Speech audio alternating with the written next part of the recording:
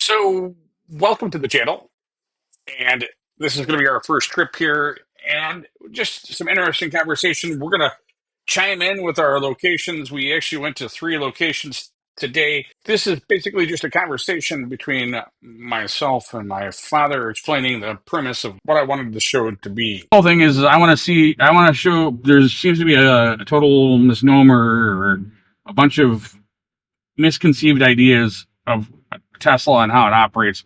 People think it's extremely limited, and I don't think it's limited. You just have to change their way you do things, and everybody's work or used to having a gas station on every corner. So I'm basically just trying to show the technology of the car, driving all over the place, getting some cool photos while we're doing it. So this is sort of your rodeo as far as I'm concerned. Wherever you want to go and take pictures, I mean, I'm going to take pictures too, but I mean, I'm just probably going to be taking them with the iPhone and taking video with the GoPro.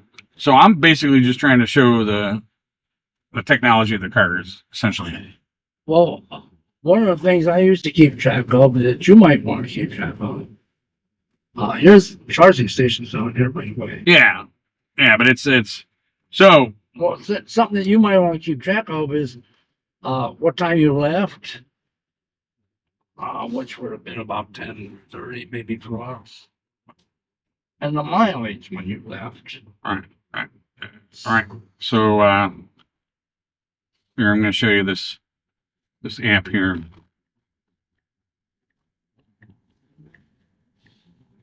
So you can actually click on that and give you all the stats. Okay. But it tells you when you left, how many miles. It'll even break down stuff that you're probably not concerned about, but like the efficiency of the battery when you're trailing. But I appreciate, you see, and that's why you got to show your old school methodology for. Well, I'll tell you one of the reasons why that's good, but I see on there that it's only good for the last 7 days or something. No, it goes as long as I want it to go. Okay, because I was going to say, the reason you might want to write it down is you might want to look years later, depending on how this thing goes. Well, how long did it take me to get there? How many miles was it? Then you'll have all that stuff in your book. You got to get one of these. I know you're a computer person, but this old school stuff can really help you sometimes. Just like So we're making 3 stops on this trip today. We're heading over towards Hanoverton, Ohio is going to be our first stop. And we were getting sort of a late start, so we decided we were going to grab something to eat. And we want to find some really cool places along the way as we're taking these trips to eat. And my father knew something about this place called the Spread Eagle Tavern and Inn. And so I actually had to look it up because I don't know where that name came from. I was curious about it. Apparently, it's been open since the 1800s. It's had that name since the 1800s.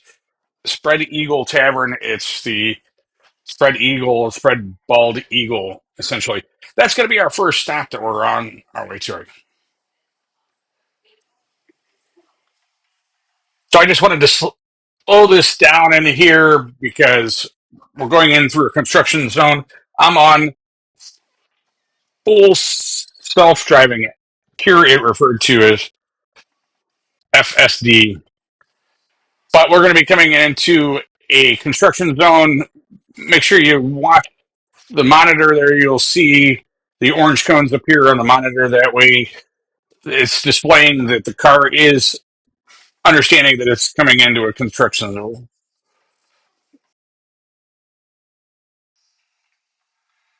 So, as I'm learning about my technology here, we had a bit of a mishap occur. I didn't realize that the GoPro stopped recording. Apparently, it overheats. So, we did make a divergence that I thought was important to note at the sheet to supercharge. And I wanted to explain while we're going through that section exactly what that entails. So again, we went into North Canton, Ohio, and we stopped here to use the restroom, grab some drinks, and figured why not charge up while we're at it. This brings us to an important tip. Always use your Tesla's built-in navigation when planning to supercharge. It's not just about finding the station. The car actually preconditions the battery, heating it up so it can accept charge as quickly as possible when you arrive. This can save you valuable time on your journey. I bring this up because a lot of people probably have heard in the news, especially last winter, a lot of Ubers and Lyft drivers were renting Teslas and they weren't familiar with the technology. It was the dead of winter in Chicago, and they would show up at the supercharger without preconditioning the battery. And what happens when that occurs is the battery needs to heat up first. So it appears like it's not charging. They're sitting there idly for 15, 20 minutes while that battery is heating up to receive the charge. So it appears like it's not charging. So everybody starts freaking out. What's going on? It's broken. It's not broken. They haven't preconditioned the battery, which is critical. So now let's break down the key differences between Teslas charging options, including how they relate to charging levels. So you'll hear sometimes about level 3 charging, and level 3 chargings are superchargers. And that's the fastest option. Level 3 charging, represented by Tesla's superchargers, can add up to 200 miles of range in just 15 minutes, ideal for road trips and quick top offs. Over 45,000 superchargers worldwide. Their costs vary by location, but I guarantee it's going to be cheaper than fuel. Typically more expensive than home charging, however. So let's talk about level 2 charging. Sometimes these are also referred to as destination chargers and wall connectors. So, level 2 charging, which includes destination chargers and home wall connectors, those are found at hotels, restaurants, and other destinations. They're slower. They add about 44 miles of range per hour, often free to use for customers, great for overnight charging or while you're out and about. So, the wall connector, Tesla's fast home charging option, which is what I have, adds 44 miles of range per hour. It does require a professional installation. Then let's talk about level 1 charging. That's the worst and the slowest. Level 1 charging, represented by Tesla's mobile connector. The charger plugs into a standard 120-volt outlet. It's the slowest charging option, about 2 to 3 miles of range per hour. There's no installation needed, but less convenient for daily use. So I'm going to throw up a quick comparison charging level 3 up to 1,000 miles per hour. Level 2 up to 44 miles per hour. And level 1 is 2 to 3 miles per hour. And remember, MPH here means miles of range added per hour of charging. That's the rundown on Tesla's charging options and their corresponding levels. The best charging solution depends on your specific needs and driving habits. And don't forget to always use the built in navigation for the most efficient supercharging experience. I also do want to point out, I don't want to get too laborsome in our first episode here, but the Tesla chargers and batteries, the battery itself charges quickest when the percentage is from 0 to 80. I know it makes no sense, but from 0 to 80, the supercharger can charge that battery up to 80% in relatively quick time. Sometimes 15, 20 minutes, you'll get up to 80%. But it does slow down after the 80 after the battery reaches 80%. So that last bit, 80 to 100%, is sometimes very slow. And that's why when you do it on the fly and you're using the Tesla GPS system, Teslas generally will only have you charged for 10 or 15 minutes. But in those 10 or 15 minutes, you are getting up to that 80%, which is more distance than you're going to need to get to the next supercharger. And this, of course, is for when you're on long trips. As we cruised along the bustling roadway near Minerva, Ohio, we couldn't resist pulling off for a quick photo op. The reason? A classic mail pouch tobacco barn that caught our eye. These iconic structures have become something of a passion project for my dad, who has amassed an impressive collection of photographs featuring these remnants of rural advertising history. For those unfamiliar with mail pouch tobacco barns, they were a common sight across the American landscape, particularly in the Midwest and Appalachian regions from the late 19th century through the mid 20th century. These barns served as a larger than life billboard, their sides painted with a distinctive mail pouch tobacco logo and slogan. The barn we encountered near Minerva is a prime example of this vanishing piece of Americana. Despite the busy road and the constant flow of modern traffic, this weathered structure stands as a testament to a bygone era. It's a stark contrast between the old and the new, much like our electric vehicle parked nearby. My father's enthusiasm for these barns is infectious, and I've come to appreciate them not just as relics of advertising history, but as markers of a simpler time. Each barn tells a story of rural America, of family farms, and of a landscape that rapidly is changing. While we're on the subject of unexpected stops, here's a quick EV tip. Always be prepared for these spontaneous detours. Make sure you have a bit of extra charge in your battery for these unplanned adventures.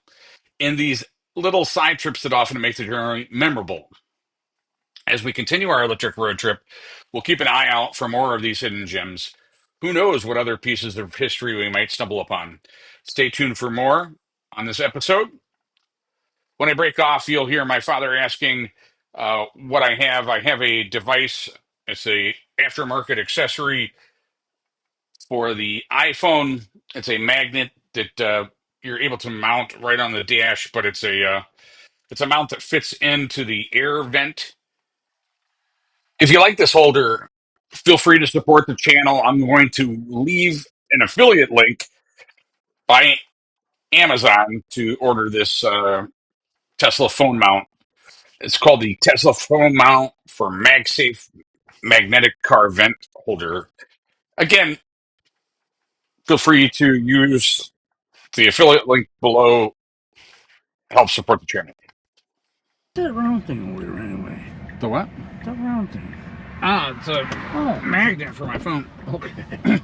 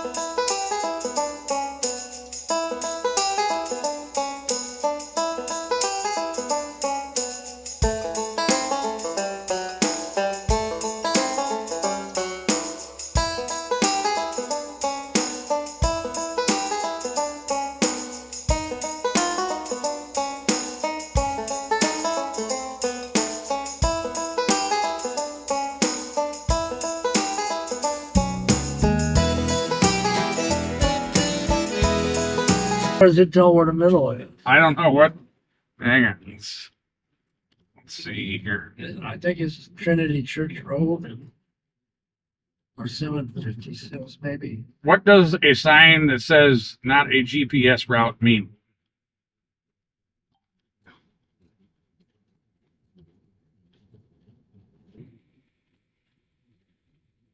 That it's supposed to mean that you're supposed to pay attention because the GPS supposedly doesn't match the road. That would probably be for the the drivers that are hell bent, like the one lady when she was driving, she had a GPS and it was telling her to turn right, even though there was a lake to the right, and she went into the lake.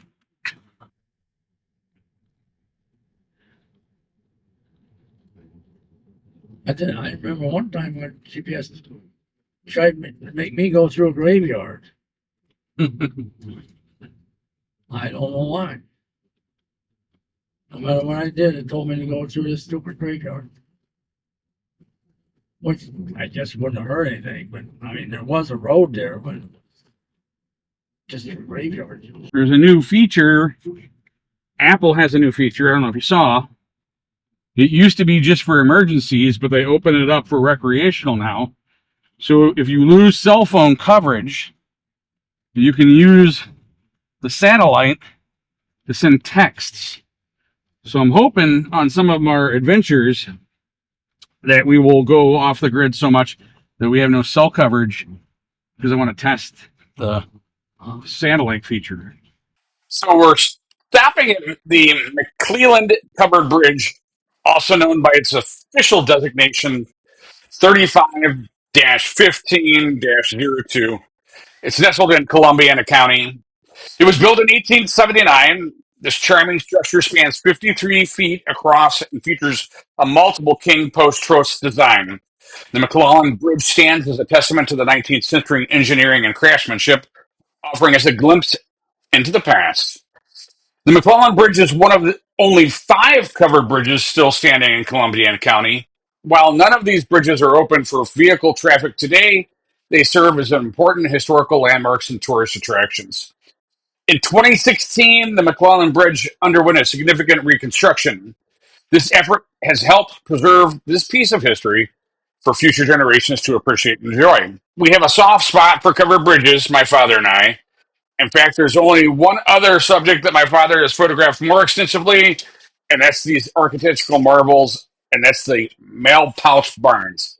It seems this fascination with rural Americana runs deep in our family's history. So covered bridges like the McClelland Bridges are more than just picturesque landmarks. They represent historical engineering techniques, a link to our rural past, and community gathering spots of yesteryear.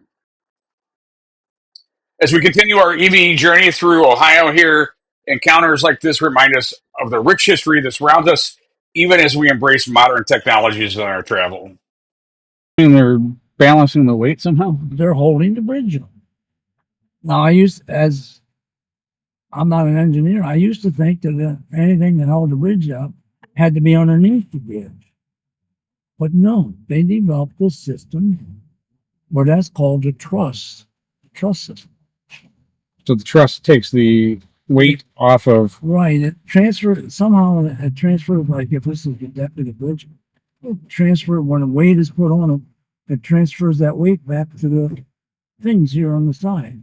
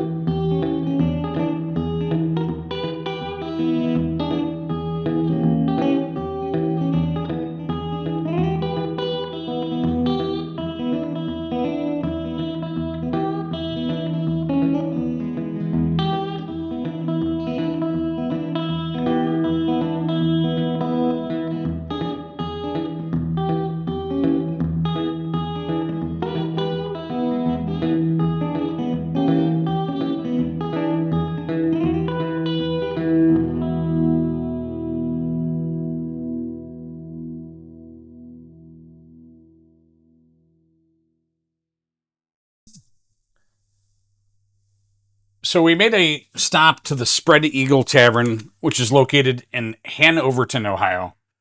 And it's a fascinating piece of American history dating back to 1837. The tavern is modeled in a federal-style building, and it was commissioned by Will Rhodes and built by canal artisans who found themselves out of work due to the bank panic of 1837. The tavern's architecture is a prime example of the federal period, featuring intricate details inspired by renowned 18th century architect Asher Benjamin.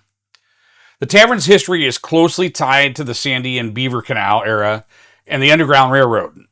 Hanoverton, where the tavern is situated, was once a thriving port on the canal and played a crucial role in helping runaway slaves escape to freedom. The building itself boasts 3 floors, 11 rooms, and 12 fireplaces, each telling its own story of the past. Our lunch at the Spread Eagle Tavern was not just a meal, but an experience. The tavern offers 7 distinct dining rooms, each with its own character. Whether you prefer the formal setting of the William McKinley Room or the rustic charm of the Log Barn Room, there's a perfect spot for every diner. The food was excellent, complementing the historical ambiance perfectly. As we explored the tavern, we were surrounded by an impressive collection of memorabilia. One of the most notable items was a U.S. battle flag from the Battle of Cowpens.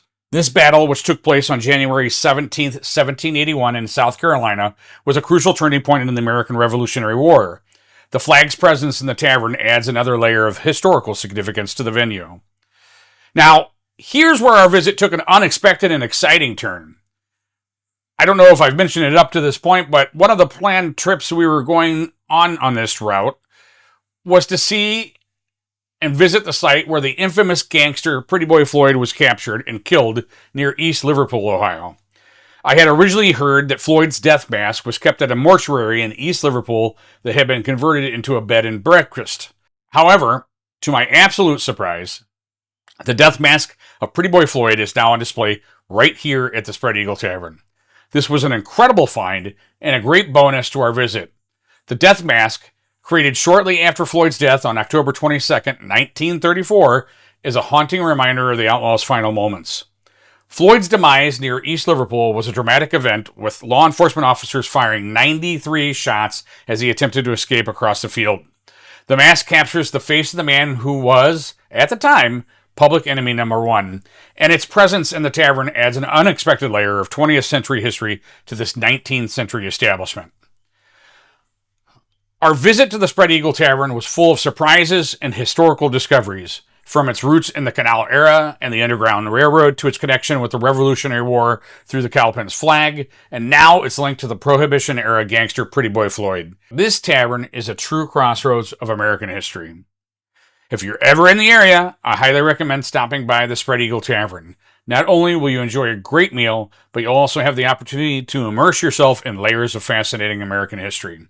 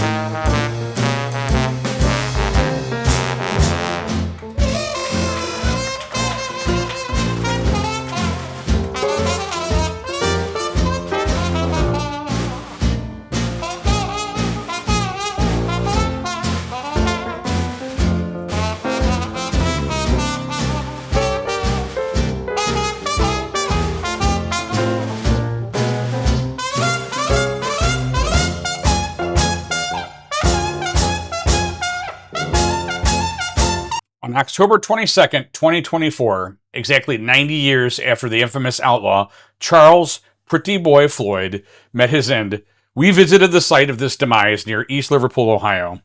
This trip was particularly nostalgic for me, as I had visited this location with my father back in 1994, guided only by a book titled Life in the Slow Lane, 50 Backroad Tours of Ohio. Floyd's final days began with a daring escape on October 20th, 1934. He and his accomplice, Adam Richety, were involved in a shootout with local police in Wellsville, Ohio. While Richety was captured, Floyd managed to flee into the woods, evading authorities for 2 days in the cold, damp forest of eastern Ohio. On the afternoon of October 26, 1934, Floyd emerged from hiding and hitched a ride with a local farmer named Dykes.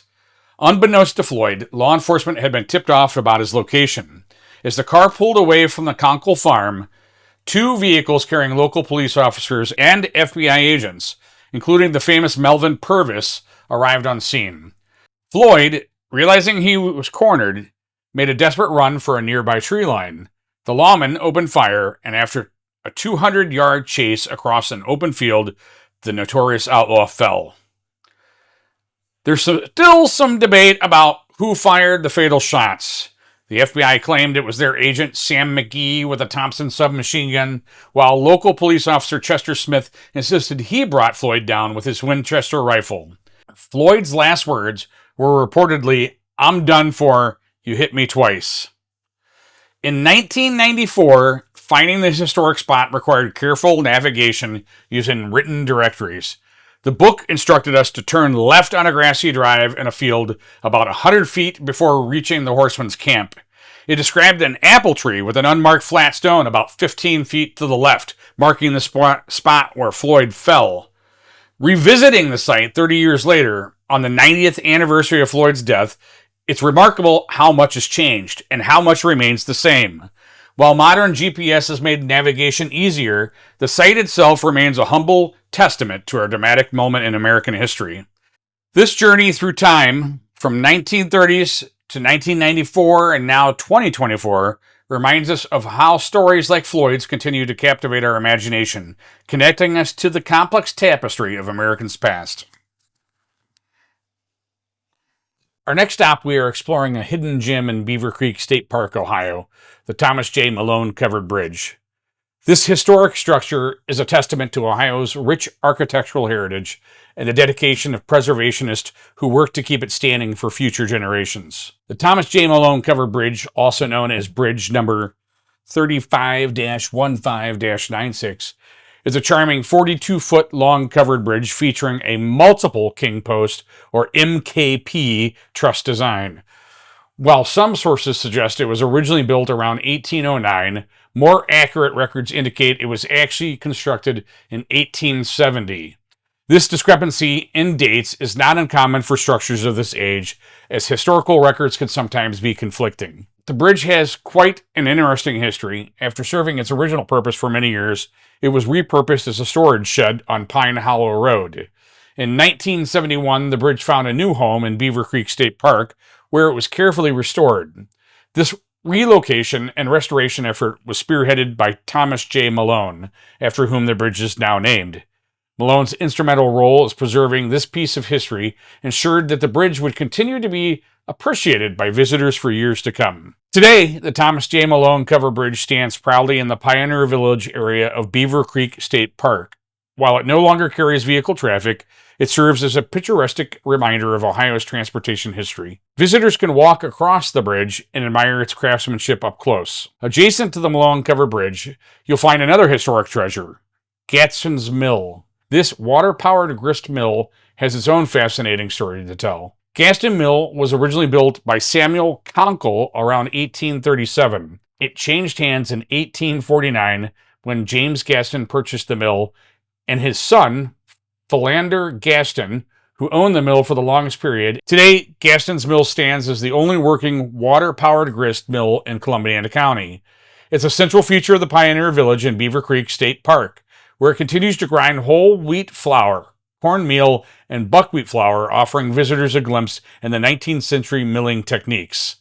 So whether you're a history buff, An architecture enthusiast, or just looking for a scenic stop on your EV road trip, the Thomas J. Malone Covered Bridge and Gaston's Mill at Beaver Creek State Park are well worth a visit. They offer a perfect blend of natural beauty and historical significance that makes for a memorable experience.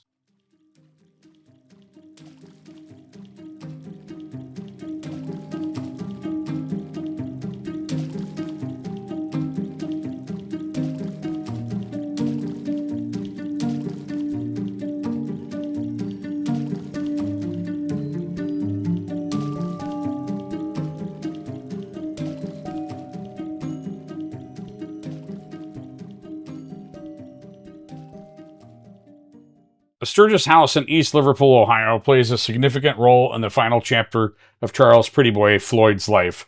This historic Victorian mansion, which now operates as a bed and breakfast, was once the Sturgis funeral home and became an integral part of the Outlaws' story after his death.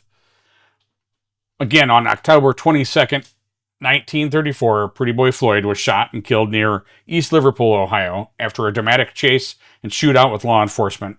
Following his death, Floyd's body was immediately taken to the nearest mortician, which happened to be the Sturgis Funeral Home. At the Sturgis Funeral Home, several significant events took place.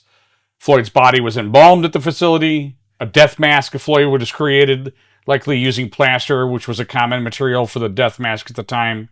The creation of his death mask occurred shortly after Floyd's death, preserving his facial features in a three-dimensional form. Despite a telegram from Floyd's mother requesting that her son's body not be exhibited or photographed, the Sturgis Funeral Home became the center of a macabre spectacle. Floyd's body was placed on a public display, lying on a cot. An estimated 10,000 people filed past Floyd's corpse over 2 days. Numerous photos were taken against his mother's wishes, and a local pottery worker was allowed to make the death mask, from which several plaster casts were distributed to officers envoyed in Floyd's capture. In 1998, the Sturgis Funeral Home was transformed into the Sturgis House Bed and Breakfast. For many years, it maintained a connection to his historical past. The basement laundry room housed a small mortuary museum. Floyd's death mask was displayed, hanging just above the washer and dryer. Other artifacts from Floyd's final day, including embalming tools and newspaper articles, were also on display. Unfortunately, the museum portion of the Sturgis house is now closed. All artifacts, including Pretty Boy Floyd's death mask, have been donated to the East Liverpool Police Museum. Visitors interested in viewing these historical items can make an appointment with the East Liverpool Police Department. The Sturgis' house role in Pretty Boy Floyd's story represents a unique intersection of American outlaw history and small-town America. It serves as a reminder of the public's fascination with the notorious criminals and the sometimes blurred lines between law enforcement, media spectacle, and historical preservation.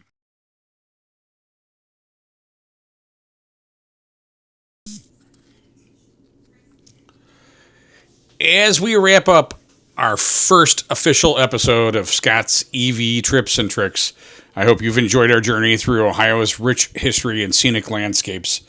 From the iconic mail pouch tobacco barn to the charming McClelland Covered Bridge, the historic Spread Eagle Tavern, and the site of Pretty Boy Floyd's final stand, we've explored a diverse range of American heritage sites. Throughout our adventures, we've not only delved into fascinating historical narratives, but also demonstrated the capabilities of electric vehicle travel. We've shown that with proper planning and understanding of EV technology, road trips can be both enjoyable and efficient. Remember, EV travel isn't about limitations. It's about embracing a new way of exploring. As we've seen today, it allows for spontaneous detours and unexpected discoveries, all while reducing the cost of fuel and lining my pockets full of money. I want to thank my father for joining me on this trip and sharing his passion for photography and history. His insights have added depth to our journey and helped bring these stories to life. In upcoming episodes, we'll continue to explore more fascinating locations, share EV tips and tricks, and debunk common misconceptions about electrical vehicle travel. Thank you for joining on this electronic journey through history. Until next time, keep your batteries charged and your curiosity sparked. Safe travels, everyone.